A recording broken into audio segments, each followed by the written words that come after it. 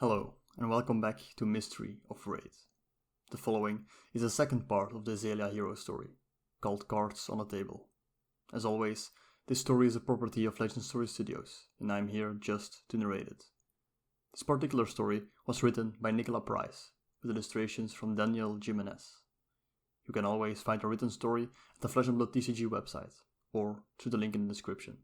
But now, please, enjoy Cards on a Table. Her palm scraped against a stone as she collided with the wall, pushing herself into a nearby alleyway. Footsteps echoed down the alley as her pursuer kept running down the street, straight past a small silhouette shrouded in the shadows. Azalea slowly got to her feet, looking down at her grazed knees and scraped forearms. Other than the healing gash on her leg, she had no wounds, nothing broken, just a few scrapes and bruises. As she leaned against the wall, clutching the copper coin to her chest, she glanced up at the maw stretching out above. Buildings climbed up the sides of the cavern walls, pillars of rock illuminated with crude steam tackle lanterns. At its height, a sliver of golden daylight was barely visible, the only sign of time passing above ground. Launching herself forward, she rushed to the end of the alley, following the sound of lapping water. The dock smelled of rancid fish and damp wood, the earth closest to the wharf coated in a thin layer of water scum. Azalea slipped between the warehouses, gaze fixed on the tavern sitting at the end of the wharf. Her mouth began to water at the smells wafting out of the open door: hot fish head stew, pickled eggs, offal cakes, jelly trotters, and dark ale. Through the glass, she could see a pouch of coins pass hands, copper and silver gleaming in the lantern's light as a mercenary began to count. Two giant burly men stood watch just outside the open door, arms crossed, weapons within reach. The taller of the pair was built like a brick, skin ashen and chalky, with a wide jaw and deep-set eyes. At his side lay a baseball bat studded with nails, chunks of hair caught in the metal. The slightly shorter man had thin, greasy hair, with a thick moustache and crooked teeth, a machete leaning against the wall behind him. His short sleeves revealed a tattoo inked on his upper arm, depicting a black spade with 3 daggers piercing its center. Azalea gathered herself, coin pressed into the palm of her hand, and approached the door. The guards turned to face her as one, giving each other an amused look when she cleared her throat. Before she could even attempt to cross the threshold, one held up his hand. "Get lost, Squeaker, this ain't a charity." In response, Azalea held out her hand, revealing the copper coin. It glistened faintly in the lamplight, coated in a deep, dark red. "I've got italics, just wanna buy some fodder." The man burst into laughter, one of them wiping at his eyes while the other pointed at her. "You got coin?" Moving closer, surprisingly quickly for someone his size, he snatched the coin from her hand and held it up to the light. "Look at this shit, Murray. One of the mines got rich." Azalea started forward, hand stretching out for the coin he held behind his fingers, and falling short looking down at her, he clicked his tongue. "Can buy a feast with it," they both cackled. Before she had a chance to react, he'd already turned and tossed the coin into the water. A flash of copper in the light, and it was gone. "Fucking idiot, you gonna buy a crust or what?" A hand grabbed the back of her neck, hauling her up into the air. "Look here, you pest, you aren't allowed here." Writhing in his grasp, she spat at him, grimacing when he just chuckled. "You're lucky we ain't selling you for scraps." Unceremoniously, he dropped her onto the pavement, the pair of them staring down at her as she scrambled to her feet, gaze flicking to where she'd seen the coin. She barely hesitated before running straight for the water, diving in after it. Behind her, she could hear the men laughing, cackling to themselves as they returned to their post. Azalea surfaced a moment later, choking on the putrid stench of chemical waste and rancid fish, wiping water scum from her eyes. With a deep breath, she dived back under, her hands scraping along the silty riverbed. Stones and scales and bone fragments caught under her nails, scratching at her skin. When she surfaced the second time, the men had already returned to their posts, the small Squeaker long forgotten. Diving back into the water, she pushed past the brush of ice-cold skin, scraping at the riverbed once again. Just as she was about to surface, something latched around her ankle, tugging her down. Her frozen fingers found a shard of glass, brandishing it like a weapon, slashing until she could surface once more. Gritting her teeth, Azalea dove again. Finally, she felt the smooth, cold surface of the coin against her fingertips, and broke the surface of the water with it clasped in one hand. She hauled herself back to shore, collapsing on the stony earth with a small gasp of relief. For a moment, she simply lay there, coughing, trying to catch her breath.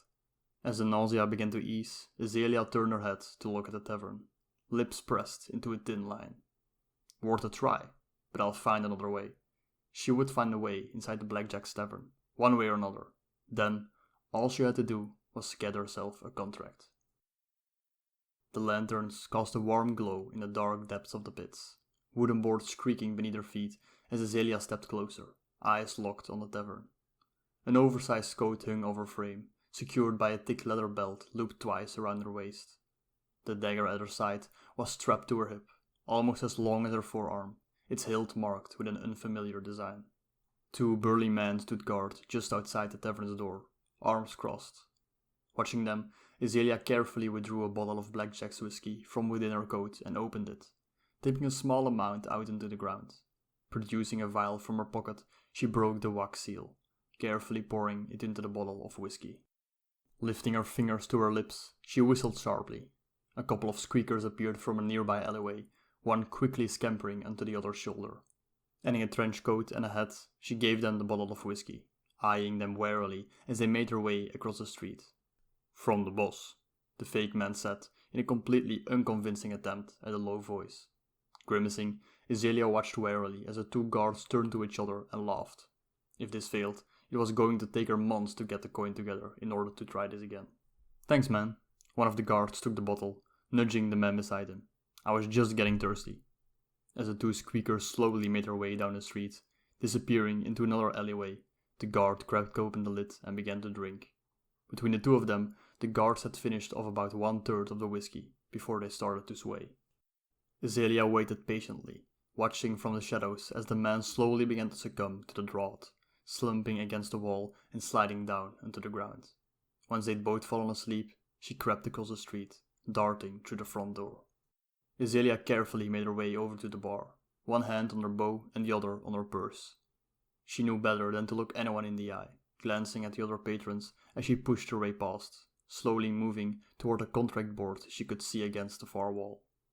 Alongside scraps of paper and crumpled notes were the infamous contract cards, pinned to the board with tarnished copper tacks. Before she had a chance to look through them, however, she caught a glimpse of green out the corner of her eye. Someone was slipping through the crowded tavern with ease, patrons seemingly parting for the man as he drew closer, his mass of curled brown hair crowned with a single feather. "You lost, kid?" As he came to stand next to her, he gave her a once-over, clicking his tongue. "Bit young to be in here." "Looking for a contract."